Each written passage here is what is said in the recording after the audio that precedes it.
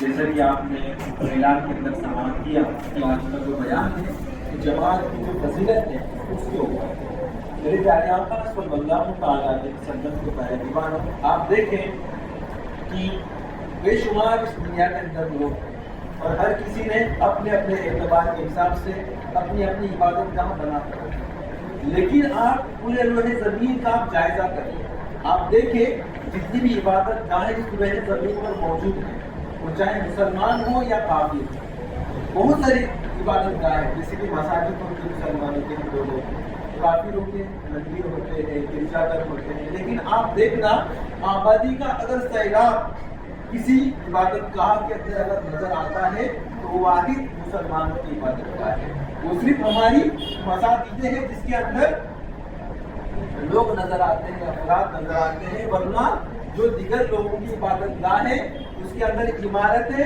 اور دیواریں نظر آتی ہیں۔ آپ نے کبھی دیکھا کہ جو دیگر لوگ ہیں ان کی عبادت گاہ کے اندر بے شمار افراد موجود ہیں؟ نہیں دیکھا رہے گا۔ کبھی کبھار ہوتا رہے گا کہ کوئی مخصوص اگر ان کا تہوار آ گیا بس اسی دن یا ہفتے کے کوئی ایک دن ان کی عبادت گاہ کے اندر بھیڑ نظر آتی ہے، لیکن پیارے آقا صلی اللہ علیہ وسلم کے پیارے دیوانوں، ایسی کون سی وجہ ہے جس کی وجہ سے ہماری جو مساجدیں ہیں یہ آباد نظر آتے ہیں؟ آپ دیکھ لینا مسجدوں کے اندر 5 وقت اذانیں ہوتی ہیں اور 5 وقت نمازی یہ مسجد کے اندر نماز پڑھنے کے لیے آتے ہیں، جماعت کے ساتھ نماز کا اہتمام ہوتا ہے۔ یہ جو جماعت ہے اس کی دراصل جو حقیقت ہے یہ کہاں نظر آتی ہے؟ پیارے آقا صلی اللہ علیہ وسلم کے پیارے دیوانوں، اللہ رب العزت قرآن پاک کے اندر ارشاد فرماتا ہے وَارْكَعُوا مَعَ الرَّاكِعِينَ، یعنی رکوع کرنے والوں کے ساتھ ہو جاؤ۔ تو پتہ چلا جو جماعت کا وجود ہے، جماعت کی جو اصل ہے، جماعت کی جو حقیقت ہے، جو جماعت کے ساتھ نماز پڑھی جاتی ہے، یہ قرآن پاک کے اندر موجود ہے۔ اس کا جو حکم ہے خود خدائے باری تعالیٰ نے قرآن مجید کے اندر ارشاد فرمایا ہے کہ جماعت کے ساتھ ہو جاؤ، نماز کو جماعت کے ساتھ ادا کرو۔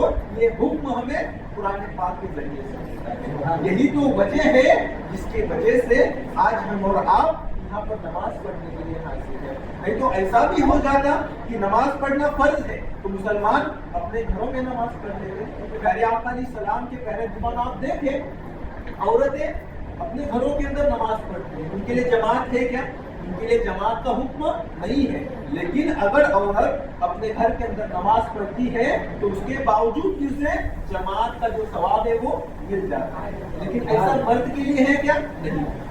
ایک عورت اگر اپنے گھر کے اندر نماز پڑھے تو اسے جماعت کا ثواب ملتا ہے، لیکن وہی مرد اگر اپنے گھر کے اندر نماز پڑھے تو اسے جماعت کا ثواب ملتا ہے کیا؟ نہیں ملتا ہے۔ یہاں تک کہ بتایا جاتا ہے اگر جان بوجھ کر کوئی جماعت کو ترک کر کے اپنے گھر کے اندر، اپنے کاروبار کے اندر اگر خود واحد نماز پڑھے تو بتایا جاتا ہے اس کے سر پر گناہ لکھا جاتا ہے، اس کے نامہ اعمال میں جان بوجھ کر جماعت کو ترک کرنے کا، جماعت کو چھوڑنے کا یہ جو گناہ ہے اس کے نامہ اعمال میں درج کیا جاتا ہے۔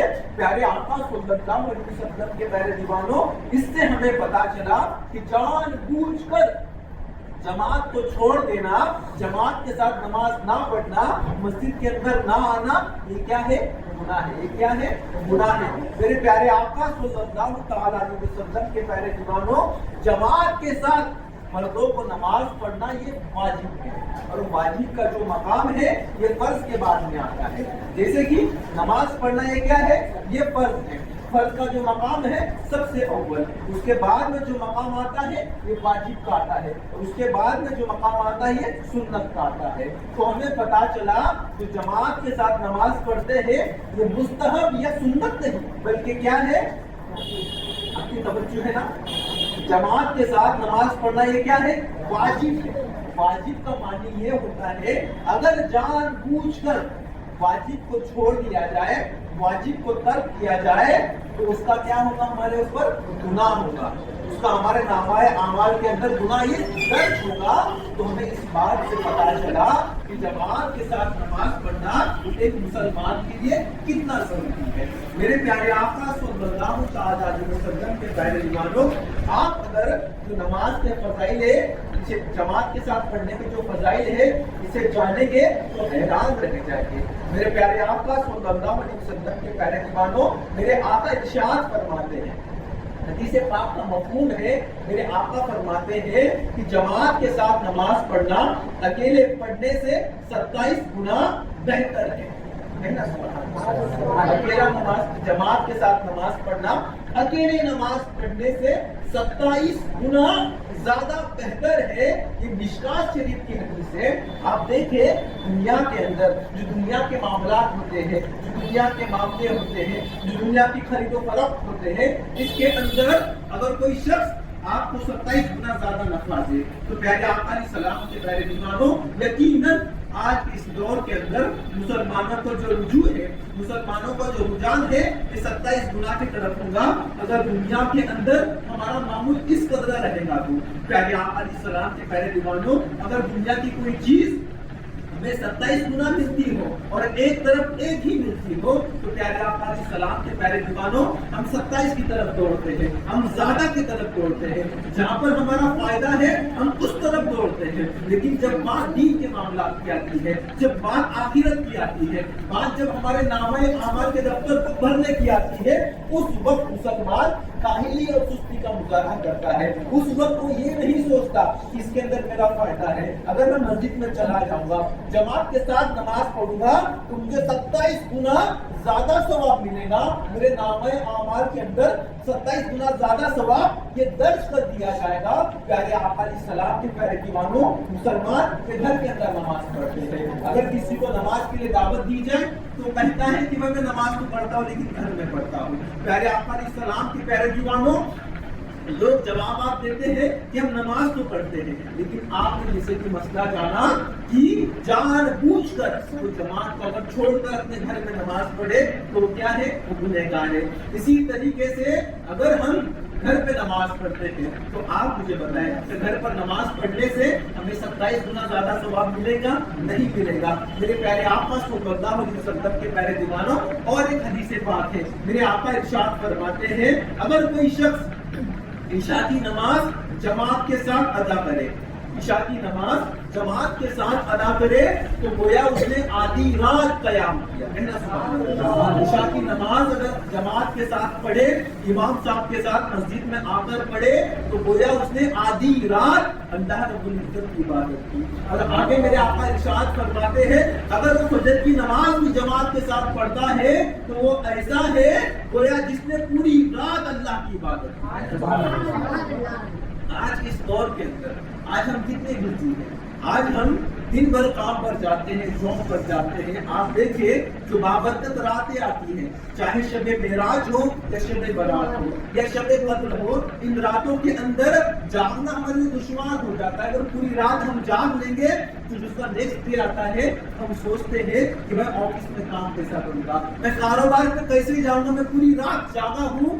لیکن پیارے آقا صلی اللہ علیہ وسلم کے پیارے دیوانوں، ہمارے آقا کا کرم دیکھے کہ ہمارے حال پر آپ نے رحم فرمایا، ہم پر آپ نے کرم فرمایا، اور بس جماعت کے ساتھ نماز پڑھنے کی وجہ سے پوری رات ہمیں قیام کا اللہ رب العزت ثواب دیتا ہے۔ کہ میرے پیارے آقا صلی اللہ علیہ وسلم کی ہم پر کرم نوازش ہے کہ بس چھوٹی سی ہمیں کیا کرنا ہے؟ محنت کرنا ہے، بس چھوٹی سی مشقت کرنا ہے، اپنے گھر سے نکل کر مسجد آنا ہے۔ اور آپ مجھے بتائیں، عشاء کا وقت اور فجر کا وقت تو ایسا وقت ہے جس وقت اکثر مسلمان اپنے گھروں کے اندر ہوتے ہیں، یعنی اکثر مسلمان اپنے کاروبار سے، اپنے جاب سے فارغ ہو جاتے ہیں۔ ایسے وقت اگر ہم نماز کے لیے مسجد میں آتے ہیں تو ہمیں پوری رات عبادت کا ثواب ملے گا۔ تو آپ کوشش کریں، ایٹ لیسٹ اگر آپ بہت زیادہ بزی ہیں، آپ کے پاس میں جماعت کے ساتھ نماز پڑھنے کا وقت نہیں ہے، آپ کے روزی کے معاملات ہیں، آپ کے کاروبار کے معاملات ہیں،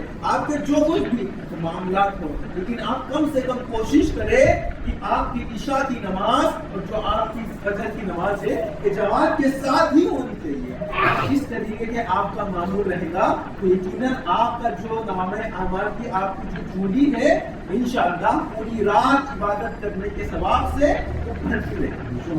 پیارے آقا صلی اللہ علیہ وسلم کے پیارے دیوانوں، اسی طریقے سے جو جماعت کے ساتھ نماز پڑھتے ہیں اس کے بے شمار فضائل ہیں، اس کے اتنے فضائل ہیں اگر میں بیان کرنے لگوں تو وقت ختم نہ ہو، لیکن پیارے آقا صلی اللہ علیہ وسلم کے پیارے دیوانہ اگر میں بیان کرنے لگوں تو فضائل ختم نہ ہو سکے، لیکن وقت ختم ہو جائے گا۔ اور جماعت کی اہمیت اتنی ہے، جماعت کا مقام، جماعت کے ساتھ نماز پڑھنا اتنا افضل کام ہے۔ میرے آقا صلی اللہ علیہ وسلم کی حدیث پاک ہے، ایک نابینا صحابی ہے، حضور کے بارگاہ میں عرض کیا کہ میں نابینا ہوں، مجھے دکھتا نہیں ہے، جب میں گھر سے مسجد کی طرف آتا ہوں، جب فجر کا وقت ہوتا ہے یا مغرب عشاء کا وقت ہوتا ہے تو اندھیرا ہوتا ہے، اس وقت اس مدینے کے اندر جانور تھے جن سے خطرہ ہوتا تھا مسلمانوں کو، ایسے جنگلی جانور ہوتے ہیں جن کی وجہ سے خطرہ ہوتا ہے، تو آپ فرماتے ہیں کہ کچھ مجوسی جانور ہیں جن کی وجہ سے مجھے خطرہ ہوتا ہے، تو کیا میں نماز اپنے گھر میں پڑھ سکتا ہوں؟ پیارے آقا صلی اللہ علیہ وسلم کے پیارے دیوانوں ایک مسئلہ آپ جان لیں، جسے کہ جماعت کی بات چل رہی ہے، تو جماعت ان لوگوں کے لیے واجب نہیں ہے جو نابینا ہے، جنہیں اچھے طریقے سے دکھتا نہیں ہے، جنہیں آپ کی دشواری ہے، تو ایسے لوگوں پر جماعت واجب نہیں ہے، کیونکہ انہیں گھر سے مسجد میں آنے میں دشواری ہوگی، کسی کا سہارا لینا پڑے گا، انہیں خطرہ ہوگا کہ گر جائے یا کدھر ٹھوکر لگ جائے، تو ایسے لوگوں کے لیے جماعت واجب نہیں ہے۔ لیکن اس کے باوجود بھی میرے آقا اس نابینا صحابی سے فرماتے ہیں حی علی الصلاۃ حی علی الفلاح، کہ نماز کی طرف آؤ، کامیابی کی طرف آؤ۔ یعنی اس سے پتا چلتا ہے میرے آقا صلی اللہ علیہ وسلم کی نظروں کے اندر جماعت کے ساتھ نماز پڑھنا یہ کتنا افضل کام تھا۔ میرے آقا نہیں چاہتے تھے کہ جو نابینا صحابی ہے وہ جماعت کے فضائل سے محروم رہ جائے، جو جماعت کا ثواب ہے انہیں نہ ملے، اور نابینا ہونے کے باوجود بھی میرے آقا صلی اللہ علیہ وسلم نے ان کو صحابہ سے فرمایا کہ آپ نماز کی طرف آؤ، آپ کامیابی کی طرف آؤ، آپ مسجد کی طرف آؤ، آپ کو اس کے اندر ثواب ملے گا۔ آپ کے لیے جماعت کے ساتھ نماز پڑھنا گویا آپ کے لیے بہتر ہے۔ یہ تربیت میرے آقا صلی اللہ علیہ وسلم نے اپنے نابینا صحابی کی فرمائی، تو اس حدیث پاک سے ہم عبرت لے سکتے ہیں، اس سے ہم سبق لے سکتے ہیں، اس سے ہم سیکھ لے سکتے ہیں کہ ایک نابینا صحابی کو حضور صلی اللہ علیہ وسلم فرماتے کہ آپ مسجد میں آؤ، تو آج کا ہمارا مسلمان جو تندرست ہوگا، جو ہٹا کٹا ہوگا، جو اچھا طبیعت والا ہوگا، جو چلتا ہوگا، جس کے پاؤں بھی سلامت رہیں گے، جس کی آنکھیں بھی سلامت رہیں گی، جس کا بدن بھی سلامت رہے گا، لیکن اس کے باوجود وہ اگر اپنے گھر پر فجر کے وقت سوتا رہے گا، ظہر کے وقت نمازوں کو قضا کرتا رہے گا، پیارے آقا علیہ السلام کے پیارے دیوانوں آپ دیکھیں اگر اس قدر ہمارے مسلمان بھائیوں کا معمول رہے گا تو کہاں سے ہم کامیاب بنیں گے، کہاں سے ہمارے آقا صلی اللہ علیہ وسلم کی جو عنایت ہے ہم پر مہربان ہوگی۔ میرے آقا تو وہ ہے جو اپنے نابینا صحابی کو کہتے ہیں گھر پر نماز مت پڑھو، مسجد میں آؤ، اور آج ہمارے مسلمان جو نماز ہی نہیں پڑھتے پیارے آقا علیہ السلام کے پیارے دیوانوں اچھی صحت ہونے کے باوجود بھی وہ مسجد تک چل کر نہیں آتے ہیں بلکہ گھر میں نماز پڑھتے ہیں، تو آپ مجھے بتائیں ان کا معاملہ کیا ہوگا۔ پیارے آقا علیہ السلام کے پیارے دیوانوں یہاں تک کہ حدیث پاک کے اندر آتا ہے کہ جب جنگیں ہوتی تھی تو جنگوں کے اندر بھی جو صحابہ کرام ہیں وہ جماعت کے ساتھ نماز کا اہتمام کرتا ہے، جماعت کے ساتھ۔ آج دیکھیں مسلمانوں کو فجر کے اندر مشکل سے مسجدوں کی 2-3 صف کی خود نہیں ہو پاتی، حالانکہ جو مساجدیں ہیں مسلمان آبادی کے اندر ہے، ایسا بھی نہیں یہاں پر مسلمان آبادی نہیں ہے، یہ ویران جگہ ہے، بچہ مسلمانوں کے گھر ہے۔ پیارے آقا علیہ السلام کے پیارے دیوانوں اتنی بڑی آبادی ہونے کے باوجود بھی جو مسجد کی 3-4 صفیں ٹھیک سے بھرتی نہیں ہو، آپ مجھے بتائیں کہاں سے وہاں پر اللہ کی طرف سے ہم پر برکت نازل ہوگی۔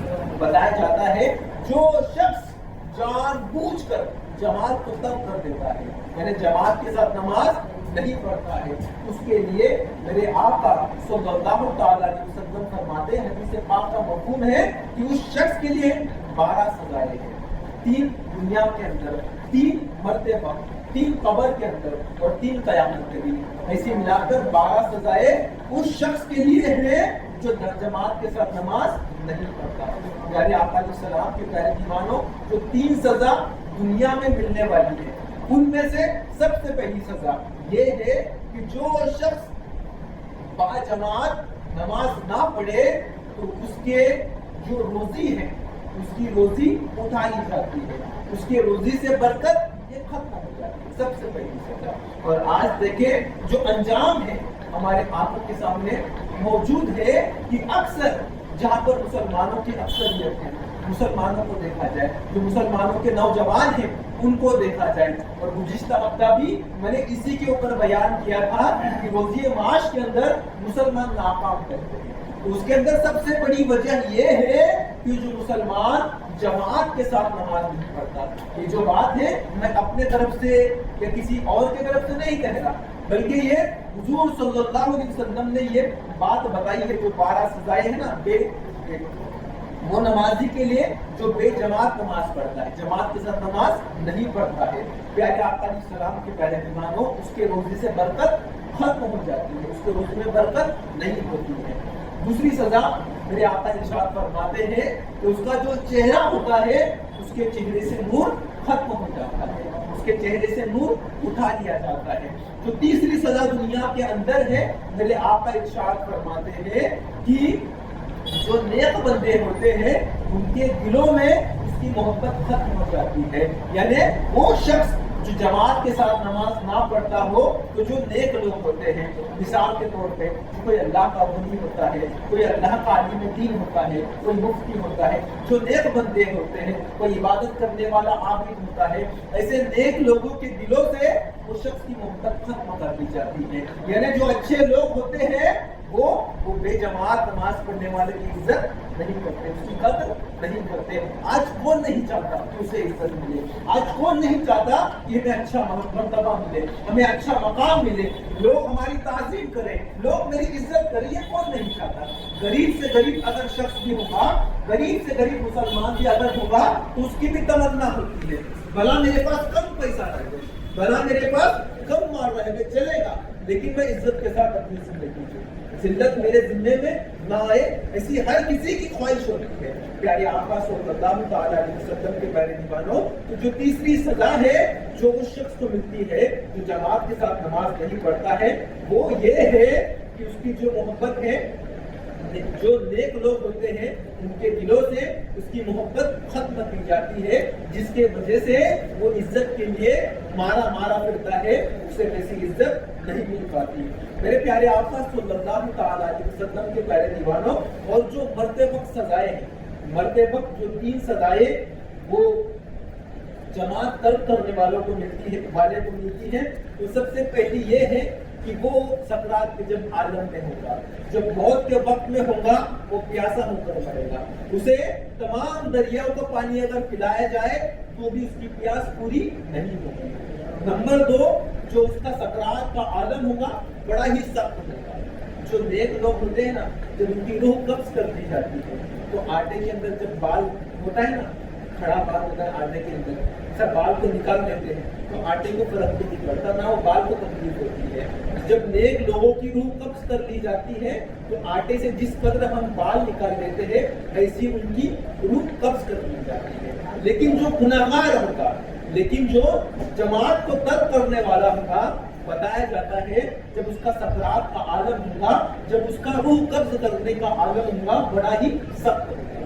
نمبر 3، بتایا جاتا ہے کہ جب اس کا خاتمہ ہوگا، جب اس کی روح قبض کر لی جائے گی تو وہاں پر اندیشہ ہے کہ اس کے ایمان کا خاتمہ ہو جائے، یعنی گارنٹی نہیں ہے کہ خاتمہ ہی ہوگا، لیکن کیا ہے؟ اندیشہ ہے۔ حدیث پاک کا مفہوم ہے کہ وہ جو بے جماعت نماز پڑھنے والا شخص ہے اس کا مرتے وقت اندیشہ ہے کہ ایمان کا کیا ہوگا، اس کا خاتمہ نہیں ہوگا، اس کے ایمان کی بربادی۔ میرے پیارے آقا صلی اللہ تعالیٰ علیہ وسلم کے پیارے دیوانوں، آپ دیکھیں کہ یہ جو نقصانات ہیں، جیسے کہ دنیا کے اندر کتنے نقصان ہیں؟ 3 نقصان ہیں۔ نمبر 1 کیا ہے؟ روزی سے برکت ختم۔ نمبر 2 چہرے سے نور ختم۔ نمبر 3 کیا ہے؟ اس کی عزت نہیں ہوگی، اچھے لوگوں کے دل میں اس کی محبت نہیں ہوتی۔ مرتے وقت سزا کیا ہے؟ سب سے پہلے پیاسا ہو کر مرے گا۔ نمبر 2 کیا ہے؟ اس کی جو سکرات کا عالم ہوگا کافی سخت ہوگا۔ اور نمبر 3 کیا ہے कि अंदेशा है कि उसका जो खात्मा है ईमान पर ना हो, यानी ईमान की बर्बादी के साथ मरने का अंदेशा है। प्यारे आका अलैहिस्सलाम की प्यारे दीवानों, ये जो तमाम बातें मैंने आपको बताया, ये किसके हवाले से बताया? जमात छोड़ने वाले के मुताबिक बताया। तो इससे हम अंदाजा लगा सकते हैं, इससे हम गौर कर सकते हैं कि जो शख्स अगर जमात के साथ, किसके साथ? जमात के साथ अगर नमाज ना पढ़े तो उसे ये सजाएं मिलती हैं। उसके दुनिया के अंदर मरते वक्त ये नुकसानात है। तो हम सोच सकते हैं कि जो नमाज ही नहीं पढ़ता वो कितने नुकसान है, जो अल्लाह की बारगाह में झुकता ही नहीं वो कितने नुकसान के लिए होगा। उसका दुनिया में भी नुकसान होगा, उसका मरते वक्त भी नुकसान होगा और आखिरत में नुकसान नहीं रहेगा।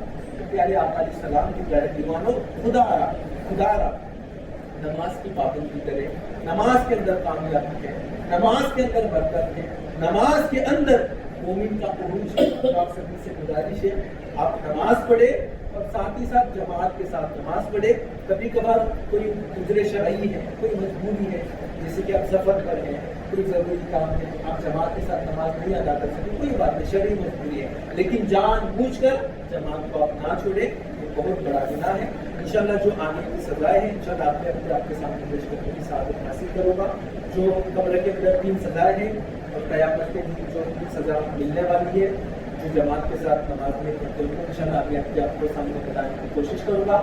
आप सभी से गुजारिश है हर हफ्ता यहाँ पर, हर हफ्ता हर संडे को बाद नमाज और यहाँ पर हफ्तावार इज्तिमा होता है। आप खुद भी आए, आपके दोस्त अहबाब को लाने की आप कोशिश करें और साथ ही साथ मरकज़ इस्माइल अब्दुल मजीद में सुनी दावत इस्लामी का मरकज़ है, वहाँ पर भी हर शनिचर बाद नमाज इशा इज्तिमा होता है, वहाँ पर भी आने की कोशिश करें। आइए सलाम